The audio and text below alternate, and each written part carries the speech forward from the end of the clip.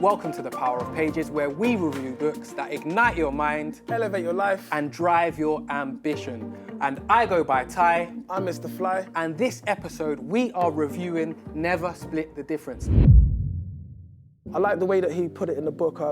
No part of negotiation induces more anxiety and unfocused aggression than bargaining.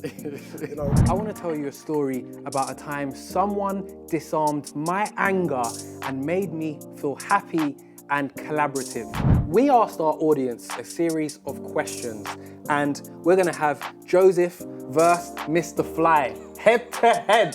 Come on. I think, recently we've been disagreeing a lot. If you watch previous episodes, you'll know that me and Tyler haven't been agreeing too well. But on this occasion today, this book, again, for all the reasons you said, this is an impactful book. It's definitely a book I would recommend to anybody, regardless of what you do.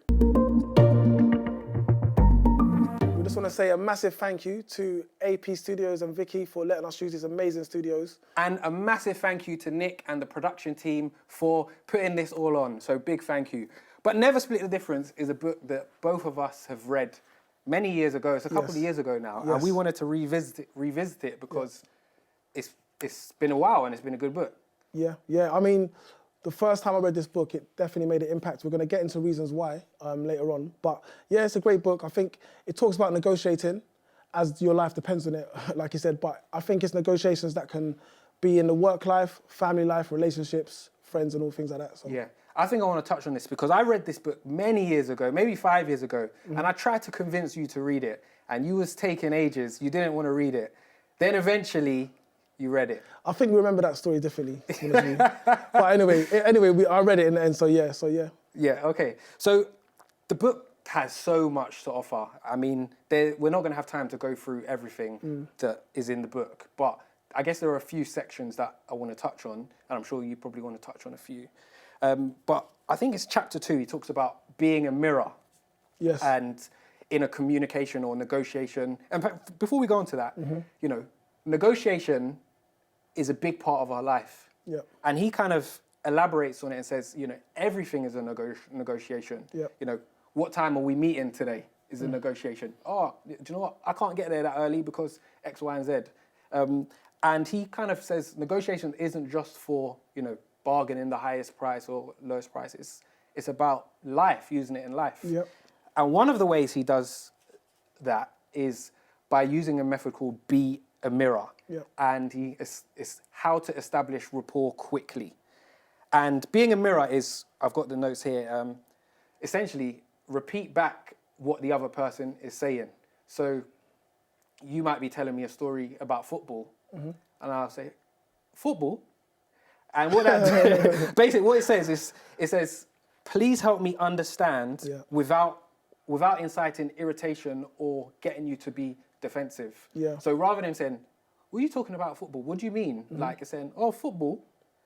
So it invites you to kind of continue telling your story. Yeah. I think so Chris Voss, the author, he was initially a negotiator for FBI Negotiator, and he moved that over into, obviously now he trains people, and this is one of the things he speaks about, mirroring. I think he mentions it as like active listening, and basically imitation builds rapport. So again, that football, if you mention to me about football and I repeat football, it kind of lets off you think that, okay, we've both got a shared interest in football, rapport's being built. And then if I'm trying to close a sale with you or vice versa, or trying to influence you to do something or to buy something or to sell something, X, Y, Z, we feel like we've got things in common. And mirroring, when we see people that we feel like are mirroring our actions or mirroring what we're saying or how we're sitting or whatnot, it builds that rapport and it helps you, it helps you kind of get to your end goal. Yeah. Do you think, based on this book, if I cross my legs like you, it would increase comfortability? Possibly, possibly. But I think we also do it subconsciously. Yeah. A lot of times where I'll be in conversation with somebody and I might not notice that I'm either mirroring them or they're mirroring me. So it kind of happens. I think we do it. It's a human nature, and that's what one of the things I like about this book is this kind of delves into how you are human beings, how we communicate. Obviously, he talks about empathy, which is very, it's very important. As humans, we like connection, we like empathy. So it kind of goes down to those sort of things. And mirroring is just one of those ways. And it's a tactic that you can use, again, in a work life, but even in a relationship basis, if you and your partner, you're having a discussion, maybe a disagreement, if you mirror what they're saying, because also it shows that you're listening. Because if you mention something and I repeat the last few words of what you're saying, okay, that person's actually listening to what I'm saying. So there's many benefits. Yeah. There's different ways that he talks about building the rapport as well, and mirroring. And one of the things he mentions is the DJ FM voice. Yes. And I really like this because he talks about, putting on like a soft DJ voice. Is it late night DJ? Late night DJ. Yeah, late FM night DJ, voice. yeah. Kind of like, you're driving late night, you've got that relaxing DJ voice to kind of calm the other person. And he gives a few examples about him using it and just calming the other person just by the tone of voice. But I'm thinking, I'll throw out a question like, how important do you think tone of voice is when we're communicating? Because this book says it's a negotiation book, but I think it's about communication. I think it's very important because it kind of, the way that the person's responding to you, whether it's high pitch, low pitch, it can influence your emotions and how you're feeling. But I think it's very important to answer your question. Yeah, okay. There's another part which he speaks about in chapter 3, label their pain, or again, it's all about tactical empathy. And he mentions it. I think he talks about a situation where he was in a shootout, or not a shoot, there was a fugitive, and they were in a hostage situation in Harlem, and he had to lean into his empathy and speak to the people in there and use his emotions, so lean into the emotions of what the people are feeling, and these are the hostages and the people that are taking hostages. Did you read that chapter? Yeah. What did you think about that? The labeling term, I thought that was quite good because he describes it as labeling their emotions to help them understand that you hear them, you see them, like you're listening, like you care. Yeah. And he I believe he says, using phrases like "it seems like," or "it sounds like," or "it looks like," and then what that does, it allows you to know that I'm paying attention, but also it allows you to re-clarify if I've got it wrong. Yeah. So, in fact, actually, a funny story or not. I had a workshop. I deliver workshops. I had someone inquiring about me delivering a workshop for them. Actually, it was online. And I could see in the call that there were two ladies, kind of negotiating me. What are we going to talk about? Are we going to hire you? And the lady, she was like, one looked a little bit hesitant about working with me. So I labeled it. I said to her, I forgot her name, Michelle. Michelle, it seems like you're a bit hesitant about this. Is there anything specific that's concerning you? And her instant was like, oh, no, I'm not. It's just that we've never done anything like this before. And, that allowed me to reassure her. I think what that does is it shows emotional intelligence, which again is part of this chapter. So using that emotion as a tool, because the fact, once you kind of name it, it brings it out in the open. And then, you may have read that person wrong. So they can say, oh, no, I'm not actually feeling that way at all. I'm actually feeling this way. Yeah. And then you obviously, so you can move on from that basis. So they say, you know what, I am feeling a bit hesitant. And okay, why are you feeling hesitant? Yeah. Because of X, Y, Z. So that now gives you an opportunity to go back and revisit the points that they've mentioned. So yeah, this is, once you label their pain as he puts it, you're putting the cards on the table, and it's quite disarming to the other person because what you're doing is you're not challenging them or confronting them. Oh, well, you seem this and that. So I kind of feel as though you're a bit nervous about doing this deal with us, or you're a bit hesitant, or whatever it might be. And then we're just having a discussion about it, and it allows you to address those issues. So, it's a very good negotiation tool because it's all about communication. As when I've done a lot of sales in the past, and you want to listen more. So once you've kind of mentioned to them, okay, if they say to you, I'm feeling hesitant, or I'm feeling this way, or it's too expensive, you can ask more questions, and then listening more to what they're saying to you. So it's very, that's one of the things that, again, I think is relative to making sales from a business sense, but also, again, in a relationship size. And, we do a lot of work with young people. And a lot of times when I'm working with young people, I kind of say to them, okay, it seems as though you're feeling a bit angry, or you're feeling a bit sad, or you're a bit nervous. Yeah. And it gets them the opportunity, because sometimes they might not say to you, they might not volunteer that information and say, I'm feeling this way. Yeah. But if you mention it, well, it's already out there now. They say, yeah, well, I am feeling this way. Oh, why are you feeling like that? So, yeah, I think that was, again, just going back to emotional intelligence. A great example he gave of labeling in the book was he had a class and he needed some volunteers to come up and, help him with the class. Now, if he just said, I need some volunteers, that's quite intimidating for the volunteers because they don't know, it's the unknown. So he actually labeled it, or he labels it in general, and he says, it's going to be horrible, but those of you that come up and do this, you're probably going to get the most out of it more than anyone else. But just so you know, it's going to be horrible. So he's labeled it, he's labeled their emotions, how they're going to feel, and then he always gets more volunteers than he needed. You know what's another thing that I do, and I don't know if it's down to this book, it's definitely down to the books that I've read over time, is I'm very much in certain situations, I will say how I'm feeling, and it's kind of allowed other people, so if I've done things in the past and I've said, I'm feeling quite nervous or whatever, and other people will say, I'm feeling that way as well. So that's me kind of labeling my pain or labeling my emotion, and I've kind of seen it has a positive impact on those around me as well. If I say, I'm feeling quite nervous about this at the moment, but I'm going to do it anyway, or whatnot. Do you see what I mean? So I think it kind of works in both ways. Even in a negotiation time, if you label how you're feeling, the other person may volunteer their information. Yeah, I think it humanizes it. Yes, definitely. Which is great. Definitely. Now, there's another method he talks about, calibrated questions. And I'll give an example of something that he uses, but just for the viewers here, a calibrated question is essentially an open question that starts with what, how, and sometimes why. And it's designed to get your counterpart to work with you to kind of find a solution for whatever problem is.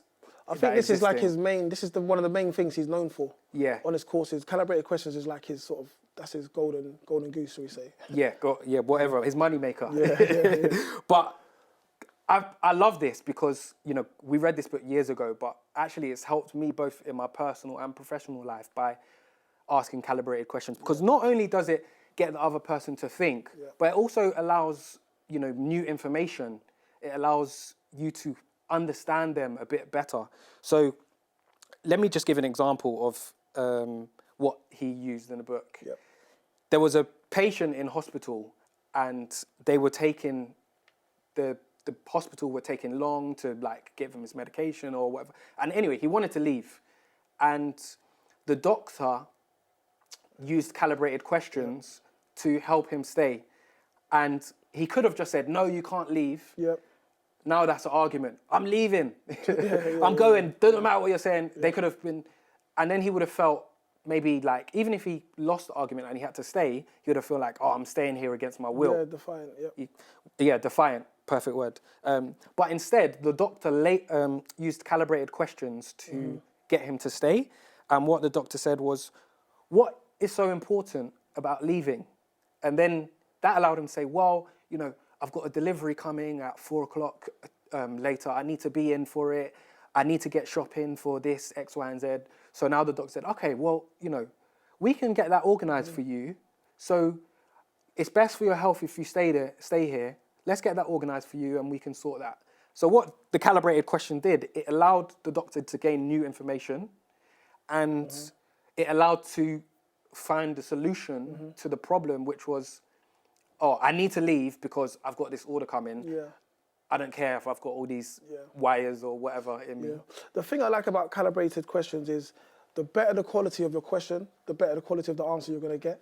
So again, because you've got to kind of, yes, we lean into emotion, but you don't get emotional. That's kind of what it is. So yes, emotions are good because you have to listen to what they're saying and understand them, but you don't. So the doctor didn't get angry and defiant and said, well, I'm the doctor. If you leave X, Y, Z. Instead, he asked a very good question and a clear question that got a clear answer. And it kind of puts you on, look, we're on the same side. Yeah. You're trying, I'm with you together, so let's work on this together. Let's solve this problem together. So that's what I like about calibrated questions is that, you ask good quality questions, with the openings, the what, and occasionally why. Yeah. And then, you get to a solution. Again, this book's about negotiating. A lot of salespeople, maybe if you don't read this book and you're a salesperson, maybe you should read this book because I think you'll definitely be, the quality of your sales will go up. Yeah. And as well, what people will feel, they won't feel like they're being used, because they want to feel like understood. They want to feel that they've heard and they'll be like, I like this person. And then, like I said, I've done sales in the past and you kind of want to build a relationship with the person that you're selling to, because that person could refer people to you. There's a lot of benefits of actually building a good relationship with that person, as opposed to just trying to take everything you can from them one time, and then it's one time only, and then you don't see them again. Yeah. Okay. You know, that moves quite nicely into bargaining. I like the way that he put it in the book. No part of negotiation induces more anxiety and unfocused aggression than bargaining. You know, it's funny because when I was on my honeymoon with my wife, she's the top bargain. Like, she definitely, you know, she's got and you know, when you're talking about, you know, bargaining, we're talking about financials, money. You know, people, if someone sets a price for something, someone has a price they want to buy it for, there's a tension there. And we want to kind of reduce that tension as much as possible. But he mentions about bargaining hard. But I think he says there's 3 different types of negotiators. You've got the analyst, which is methodical, and diligent. They take their time to work out the result. They'll take as much time as it takes to get it right. Accommodator, it's important to them to build relationships and spend time building rapport via communication. The goal is to be on good terms with their counterpart. And then you've got assertive, believes that time is money, every wasted minute is a wasted dollar. And the self-image is linked to how many things they can accomplish in a period of time. So I think some people I think that's a spectrum personally. I think at certain times in a negotiation, you might be a different person or a different I think he model. even says in the book, like, you're not just one thing, like you might be a little bit of everything, or depending on who you're negotiating with or talking with, you might be more one than the other. And I think it requires, you know, and I think in one negotiation, you might be a different person at different times. You kind of go, you kind of switch in between. I think we'd all like to think we're maybe the accommodator, you know, but as well, because, you know, I've got some friends that work in, like, they deal with big sales, and they're more analyst style, because these sales, they take a long time. You know, you might meet the person, go out for lunch, do a presentation, go out for lunch again, X, Y, Z. So that's where time is, you know, you have the time, the luxury of time. But then in other type of sales jobs, you need to hit target today. You know, you need to make a sale today. So you don't necessarily, if there's someone trying to buy a car, you might not necessarily have the time to take them out on lunch and X, Y, Z. So it depends on the type of negotiation. But yeah, I mean, what did you think about bargaining? In the bargaining stage, what did you think, about the odd numbers when it comes to negotiating? The Ackerman bargaining, yeah. So I'll go on about it. So what I think, to answer your question, I think it's really good. And I've actually used that in the past. Just to really, again, I always say this, read the book if you want to know specifically. I'll give you some headlines. But he calls it the Ackerman bargaining skill, and it's a psychological. So what you do is you set your price, and then you set your target price, which is 65% of that price. So if you want to buy something for £100, you're going to go with your first offer at £65 if it's cost at £100. But what you would do is, there's a few other steps, but I'm not going to go through all of those steps. So what you would do is, instead of going in at £65, you would say, I can pay you £64 and 32 pence. So what that says to the other person is, oh, they've really done their calculations. They really must have really worked hard about, you know, they know exactly to the pence how much they can spend. And yeah, I've used that in the past. When we spoke about this book in the past, I kind of hadn't, but I remember we spoke about it, and since then, and I think it works quite well. And majority of times, in my experience, people just rounded up. Said, oh, well, we'll do it for this, or round it down. It's kind of worked in my favour. Yeah. What do you think? Yeah, no, I think it's good. I think he does it in stages. So you start at 65, then you might go to 75, then you might go to £81 and 47p. But I think, I could be wrong, but I think there's some power in the odd number as opposed to the even number. I could be wrong. Possibly. But yeah, anyway, getting that specific number, like you said, it really shows that you've worked it out. Yeah. The other thing that he said is zone of possible agreement, the Zopa, which remind me on this one. Which is essentially, say I'm selling you a car, the minimum I'm going to accept for that car is 5,000. Yeah. The maximum you're going to pay for the car is 6,000. Yeah. So between £5 and £6 is the zone of possible agreement. But you're coming in cheap. You're saying, Tyler, I'm going to give you 4,000, and I'm saying I want 7,000. But the Zopa, or the zone of possible agreement, is the 5,000 to 6,000. So some negotiations have that, some don't have that. But I guess what he kind of articulates, you've kind of got to try and find that zone and be willing to walk away if you're not in that zone. It's all about communication. At the end of the day, do you know what I mean? You'll get there, you'll find it, because there's going to get to a point in the negotiation where it's like, okay, what's your best price? You know, what are you willing to accept and what am I willing to pay? And then we'll find it. And to be fair, going back to the empathy side of things, if you understand why I can't pay any more than I've said, you might just feel empathetic and say, you know what, that's the most he can afford, or vice versa. Yeah. So it kind of boils down to that. Yeah, fair. So you've heard some of our thoughts, but coming up soon, we've got an exciting segment where we speak to a special guest about the book. But first, Tyler and I are going to tell you how this book has impacted our lives and our businesses.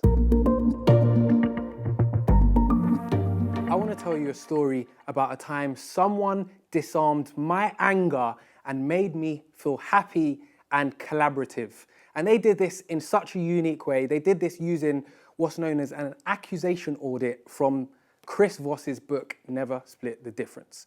Now, to understand the story, I need to give you a bit more context. I run a business called Loving Life and deliver health and well-being services. And this person reached out to me to collaborate on some well-being initiatives. Now, this person's PA was actually the person who reached out to me. And when I Googled them, they were actually quite high profile in their industry. So I thought, what a great opportunity for me to collaborate with this person. Now, this person was actually dragging their heels through the communication period. We met up, we had a great conversation, and we agreed that we was going to collaborate together on a piece of work. But it turned out that they were taking long, they were busy, they were taking weeks to get back to me. They were seeming like they still wanted to collaborate, but they were just taking long. And then we eventually decided to have a Zoom call and meet on a Thursday at 10 a.m. on this Zoom call. And as you can imagine, at this point, I was a little bit frustrated about how long they were taking and the communication so far. And when 10 o'clock came on Thursday, they didn't show up. And I was fuming. At 10:15, I emailed them a very firm but fair, in my eyes, email saying, look, if you want to work together, let's get this ball moving. Otherwise, forget it. Now, it wasn't quite that harsh, but it was in that tone. This person then emailed me back and said, Tyler, I'm so sorry. My PA and I got the times confused. I thought it was at 10:30, not at 10. Can we rearrange? Please, here's my phone number. Give me a call later. At this moment, I was still a little bit annoyed. My emotions hadn't run down yet. So I thought, let me just calm down and I'll give her a call later on. Later on came and I built up the courage, but also I had calmed myself down enough to call her and have this conversation. So as soon as I called her, she picked up the phone and I said, it's Tyler. And she said, Tyler, I'm so sorry. You must think I don't want to work with you. You must think that I'm not serious. Honestly, I'm so sorry. I'm an idiot. It's completely my fault.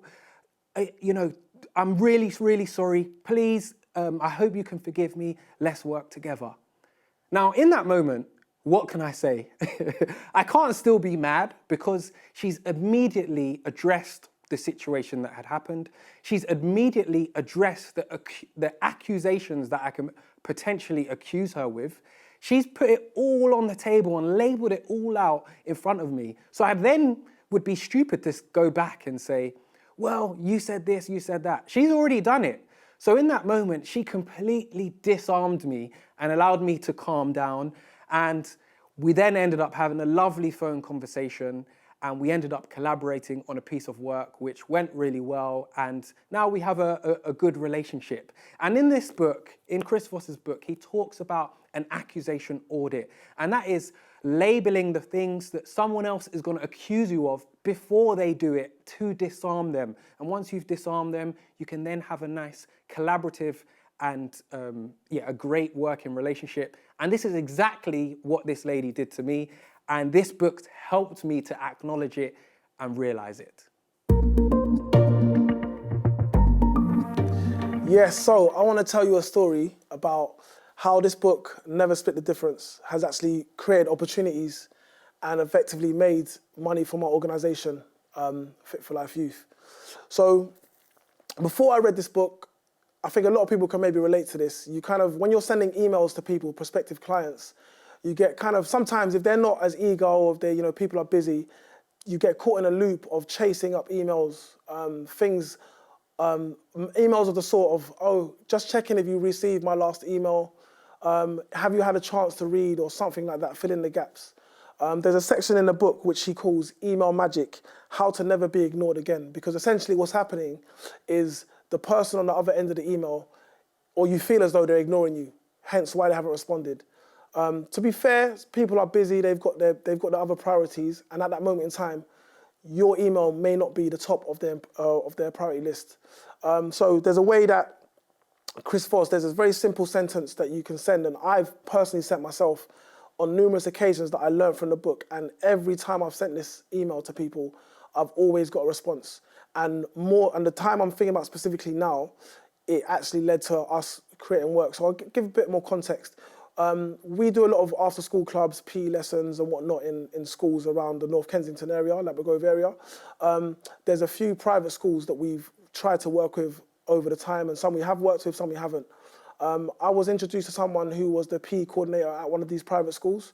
We had a nice conversation over the phone, exchanged pleasantries and whatnot, had a few meetings, everything was working really well. And then it came to a point where it got down to the prices and what we were trying to deliver, some boxing lessons and after school clubs. I'd sent 1 or 2 emails to them and not heard anything back. After reading this book, I thought, you know what, I'm gonna actually just do a hard stop on this now. I'm gonna stop sending the typical, you know, just checking in and whatnot. I'm gonna just send this line. The line is, have you given up on this project? So that is a very strong email to send. It's just, hi, Jane, if the person's called Jane or John or Liam, whatever the name might be. Hi, Liam, have you given up on this project? Kind regards, Chris. Within the next hour, I received an email back from that person. The email was quite apologetic on their half, on their side, you know, nope, definitely, sorry, Chris, we haven't given up. I've just been really busy, XYZ. We'd love to get started with you guys. When can you start? So the conversation continued. Now, what an email like that does is it gives, amongst other things, it kind of gives the inclination to the person that you're willing to walk away. Because at that point, I was willing to walk away. At that point, I was like, well, if they don't want to do business with us, that's totally fine. However, I need a categoric yes or a no. Simple. So yeah, that's my story. And like I said, just to go back on it, it enabled me to get my coaches into that school, and it enabled us to kind of make more of an impact within the young people that go to that school that wanted to do boxing. But it's not only applicable to my organisation, to what we do, it's applicable to any business. So if you're a salesperson and you're chasing up a potential client and you haven't heard back from them, it's an opportunity for you to say to them, have you given up on this project? Have you given up on this deal? Have you given up on ... fill in the gaps. I hope that helps somebody, and that's my story. So now we're going to introduce our special guest, wedding MC, photo booth expert, and EDI consultant. Welcome to the Power Pages, Joseph. Thank you very much, Mr. Ty and Mr. Fly, for having me here today. Thanks for being here. So you've heard our book review earlier, you've heard us discussing the book, and I actually wanted to ask you about some of the sections that we discussed. We spoke about mirroring and how Chris Voss uses mirroring to reflect back and get the other person to elaborate on what they've been discussing. What role do you think that plays in like daily life and even just communication in general? Interesting. You know, I think it plays a very big part, you know. And I'll start with marriage, for example, right? Now, with me and my wife, you know, for us, it's very important to be able to communicate back what the other person said. So that way, that other person feels as though, you know, the words have been acknowledged. And then if we look at business and we turn to business, it's important for your client to understand that, you know, what they're saying and their needs and their wants and so forth. So for me, it plays a very big part, and it builds trust within that conversation. I'm right there. It builds trust? I say it builds trust, yeah. How does it build trust? Well, I feel, you know, in the conversation, as you're having a conversation with the person, if the person believes that you're listening, then the person can trust more as to what you're saying. And then that helps to build that relationship. So for me, I feel we're here to build and maintain relations. I tried something there, and I had to carry on with a calibrated question because mirroring, I tried to mirror you there, and you just repeated back what you said. So you said, oh yeah, whatever, it builds trust. And I said, oh, it builds trust? And your words were, oh yeah, it just builds trust. So it completely flopped in this in this example. I was hoping that you would say, yeah, it builds trust because of X, Y, Z. But that's what kind of Chris Voss kind of talks about. Like, that's what it's supposed to do. Yeah. In this example, it failed horribly. But I led with a calibrated question, which we'll come on to later. I mean, I know we spoke about other things, like I think labeling. Yeah, we spoke about labeling. I mean, yeah, he speaks about labeling as in labeling the emotion of what the person's going through, who you might be negotiating with or speaking with. Have you used labeling when you're dealing with someone who's frustrated or upset? Yeah, I have. I feel a lot of the time when I'm speaking with clients or just friends, all right, depending on how they feel, depending on how they're acting, I would feed off that. And I say feed off that, but I pay attention to how they feel. I might be quite, loud at the very beginning, but depending on how that person feels, I kind of tone it down a bit. I kind of make sure that they feel comfortable with me. And if they feel comfortable with me, then they're able to open up a bit more because you're able to find out why are they upset, why are they frustrated. Would you, if they said to you, okay, I'm angry, so they label it, or would you label it, or would you let them label it? If you did, with that information, what would you do off the back? If they said to you, I'm angry, what would you do after that? I'd answer why. I normally would always, I wouldn't label that for the person, but if they're saying it, then I'll run with that because if they're not angry and I say, so you're angry, now the person's angry, now the person's thinking about that, now the person's either frustrated because I've said you're frustrated. It's interesting, sorry Tyler, but because in the book, obviously Chris Voss mentions it, he actually does label it. Okay. So he would actually say, you're angry, but you're right, there's another perspective there where they might say, oh, you're not listening to me, you're jumping to conclusions. So it's actually a different approach, is to maybe let them tell you. Also, potentially, they could correct you and then open. So it's all about, again, we mentioned about communication, but that's a good point I think you raised. Yeah, I think it's good to, as you said, it's good to show that you're listening as opposed to assuming, because assumption sometimes doesn't allow the conversation to go the way it's meant to go, if that makes sense. I think you have to, again, emotional intelligence. And I think as well, he talks about the specific words that he uses. He doesn't say you're angry. Yeah. He says, it seems like you're angry. Seems, okay. It looks like you're angry. Yeah. So he puts a caveat. He leaves room for like you to correct me. I'm not saying, no, you're angry. That's I guess a judgment. It creates a corridor where you can say, well, it might seem that way, but I'm actually this. But again, it's not judgy. It doesn't sound judgy. You see what I mean? So it's very smart. Again, I think it shows that, it's that emotional intelligence. It shows that, and again, you're listening because if that says it's like you seem upset or you seem annoyed, that means that they're letting off something that is giving you that sort of information, that data that you're going by. So yeah. But based on what we discussed, do you think that could be a useful method, I guess, for you to apply to daily life or marriage, you said, or business? Like, it seems like you think my price is unfair. Perhaps if we're in a business negotiation, can you? I think in whether it be relationship, whether it be business, whatever it is, even just that one word, it seems, not that you are, but seems, that leaves room for maneuver, as you said, and I feel. Yeah, whether it be older generation, younger generation, it's important to be able to express yourself in a great way. Yeah, okay, definitely. Would you say something? No, I was just going to ask, is there, has this kind of motivated you to kind of maybe read the book or start reading the book? After watching you, yes, both of you. We haven't forced this answer, by the way. This is generally organic, I promise. No, the book, I'm very interested in the book. The way you two are so passionate and you speak about it, I'm like, I have to read this book. I have to actually read this book.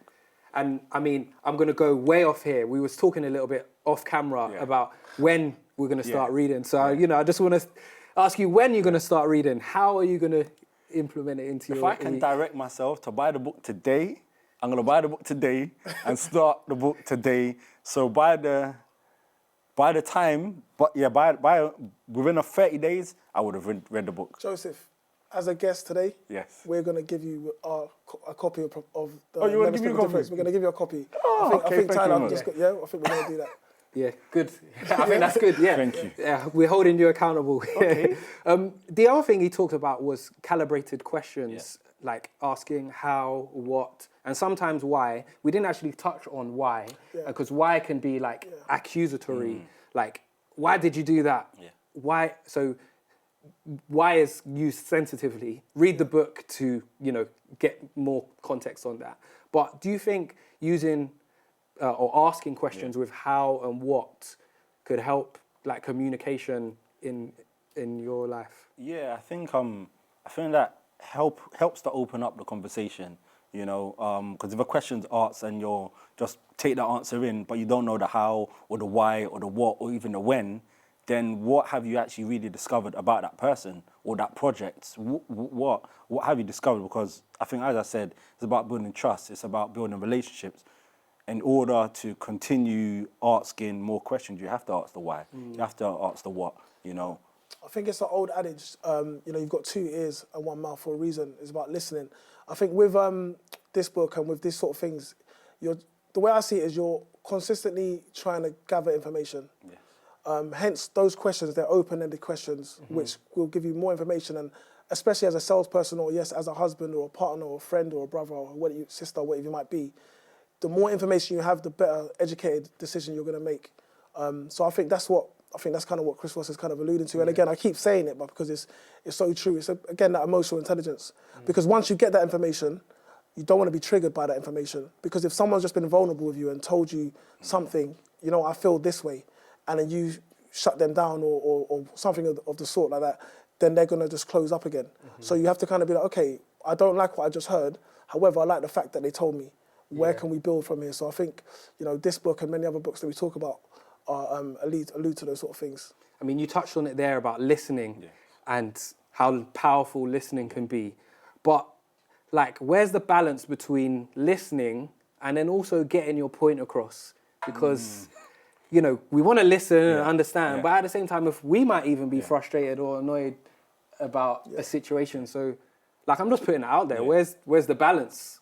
I think every situation is different and every relationship is different, right? It could be a work colleague or it could be a really close friend. How you will look at those 2 different conversations or relationships will be different. So how you approach them will be different. And I feel that it's important to, build on any conversation that you have, build on it. And they say open-ended questions because you want to open up the person a bit more so that that person builds trust with you and that conversation continues and you get to know that person better than you did when you first started that conversation. So, go on. No, I was just going to say, I think as well the circumstance is important because if I'm trying to sell you a car, it doesn't really matter how I feel. You know what I mean? You're what's important right now. So you're the client. If I'm trying to, obviously, Joe, you're a wedding MC, you're there to cater to the bride and the groom. Yes. So you kind of need to listen and you need to get that information they give you in that circumstance. But as a husband or as a father, then it might be more balanced. So the circumstance, I think, dictates how you would approach that. Yeah, fair. And I guess negotiation is the whole point of the book. And one of the things when we have negotiation is like somewhere we concede. But how do we deal with like situations where we might feel uncomfortable to concede? Like, it's quite an emotional thing, right? We might think someone might be like, all right, I want you to come and do my wedding MC, but we've only got £100 as our budget. Obviously, that wouldn't be a good budget. But at what point would we concede, or at what point would we say, oh, actually, I'll accept it? Or do you get what I mean? I think especially, if we're talking about a wedding MC, I think some couples might book me for the whole entire day, right? From, let's say, 2 o'clock up until, let's say, about 9 o'clock. Another couple might just want me from, let's say, 3 till maybe 7. There's room for negotiation there. There's room to concede. My price might be my price, but at the same time, I'm not there for as long. So it might even leave me to host at an awards or do something else. So, yeah, for me, it's about context, and 2, it's about, meeting the client's needs and the wants. Yeah. So now we're going to go on to what we call the final chapter. And we asked our audience a series of questions. And we're going to have Joseph versus Mr. Fly, head to head. Come on. The battle. Let's go. What I want you to answer is what you think our audience said to these questions. Okay. What did our audience vote in these questions? So, Joseph, I'm going to start with you. All right. We've got 3 questions each. What is the most amount of books you've read in a single year? So each person that answered our survey, what is the most amount of books they've read in a single year? The answers are 0 to 5 books, 5 to 20 books, or 20 plus books. Most of our audience said 0 to 5. 0 to 5. Okay, fantastic, correct, 1 point. And in fact, just over 48% of our audience said 0 to 5. No pressure. No pressure. Mr. Fly. Yes. How many books have you read this year? What did our audience answer? 0 to 5, 5 to 20, or 20 plus? I'm going to be quite ambitious. I'm going to say 5 to 20. 5 to 20. Nil point. Oh man, I had faith in it. Okay. You had faith in our audience. Don't worry, we're gonna make that increase over the next year. Yes, that's our mission. That's our mission. It was in fact 0 to 5, 76.9%, massively. Joseph, do you think people prefer audiobooks or physical books? Audiobooks. Audiobooks, nil point. Physical books was the answer, 71.8%. So most of our audience prefer physical books to audio books. Okay. Mr. Fly. Yes. Do our audience prefer fiction or non-fiction books? I need this one. Could you repeat the question, please? Do our audience prefer fiction or non-fiction? I am going to go for fiction. Fiction. Nil point. Yes! Oh, man. It is by the skin of our Really? teeth, 53% non-fiction. Wow. So a small margin. So 1-0 still. Our final and third question for you to take it home, Joseph. When we asked our audience, when you read, how long do you read for? 0 to 30 minutes, 30 to 60 minutes, or 60 minutes plus. Our audience said 30 to 60 minutes. 30 to 60 minutes, 47.5%. By the skin of her teeth, 2 points. 2-0. Chris, can you... What language is this, by the way? Chris, Mr. Fly, can you save face and get a point? I'm going to try. We asked our audience, do you read for leisure, education, or both? Leisure, education, or both? Before I answer this, I feel like his questions were easier than mine. I just want to put that out there. Well, we have to, our guest, our special guest. That's fine by me. I am going to go for both. Going to hedge my bets. 48.7%, both correct. At least I got 1 point. 1 point. So there you have it. Our winner. Thank you very much. Well done, Joseph. Thank you very much. Joseph, before we let you go, how can the people contact you if they wanted to take up any of your services? Thank you very much for asking, Mr. Fly. One of them would be eventful_photo booths, and that's Instagram. Thank you very much for coming and joining us on this episode of The Power of Pages. Thank you very much, Mr. Ty and Mr. Fly, for having me here today. So we're nearing the end of the episode. This is the part of the show where Tyler and I let you know our star rating and our difficulty rating of how we found the book. Tyler, what's your difficulty rating of the book? Well, I didn't find it actually that difficult to read. I flew through it actually. I think over the years I've improved my reading skills, which has helped. So if this was my first book, maybe it would have been a bit more difficult. But to put that all into a number, I'm actually going to give this a 2 out of 5. It wasn't super easy, but it was comfortable for me. And because I enjoyed it, it flew it was smooth. Mm-hmm. What about you? For me, on a scale of 1 to 5, this book's dead in the middle for me. So I'd say about a 3. It's not the most difficult book I've read. I do like Chris Voss's writing style. It's very informal. He tells a lot of stories, which is good, and he backs a lot of the stuff up with his experience and his stories. But it definitely wasn't, but the topic, at sometimes it gets a bit about emotions and it might go over a few people's heads, but for me, I give it a 3. Okay. So when it goes to the overall star rating of the book, what would you give the book as your overall star rating? This is the time. It's my time to shine. Listen, this book, when I read it years ago, I think I gave it like a 4.5. I think I was hesitant to give it a 5. But because of the impact this book has had on my life, on my relationships, friends, family, and also my business, it's helped in so many different ways. I'm doing it. This is a 5. This is a 5. You need to read this book. Okay.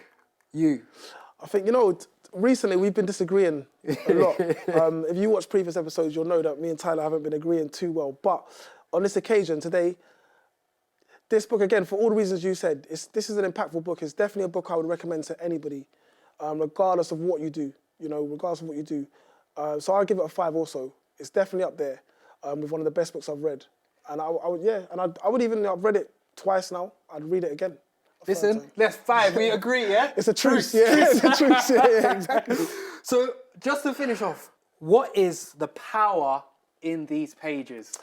The power of the pages in this book, again, something I've used on numerous occasions. Again, if you want more detail, read the book. He talks about negotiating over emails.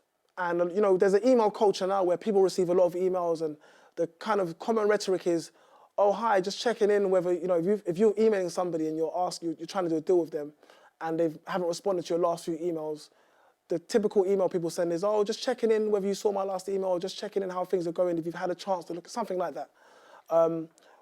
Too much. What Chris Voss says is just simply send them an email asking, have you given up on this project? And what that does, it evokes some sort of emotion and it evokes a response. And every time I've sent that email to someone, I don't use it a lot, that's like my last card that I play. Yeah. But every time I've used it, I've definitely got a response and I know whether they're in or whether they're out. I think people appreciate if you show them the door. And that's what he does with that, because it's have you given up on that project? It's going to require an answer. And if it's a yes, then it's a yes, goodbye. And if it's a no, then we get back to business. What about yourself? I mean, that's definitely power, man. That's so powerful. And there's so much power in this book for me. But the one I want to touch on is the calibrated questions, because asking questions with how and what, I think they just allow you to understand more from the other person. It allows you to find a bit more information so that you can work together to find a solution. And I think, I've been able to use that with friends, family, business, and it's just helped me understand more. It's helped them see that I'm trying to understand, and then it's helped resolve conflicts and disagreements, and I love it, man. And that's down to the book? And that's down to the book. Like, the book taught me that. And I think I just do it naturally now. It's just part of my character, asking those questions to resolve any disagreements or to come to, to find out information. It's just, I want the best outcome for both of us. Yeah. So how can we get that? Yeah. And the book taught me that. Yeah. Next episode, we are reviewing Start With Why. This is a book by Simon Sinek. If you want to join us on our book reading journey, please pick up this book and read it, and we will see you in the next episode. This is The Power of Pages. And we review books.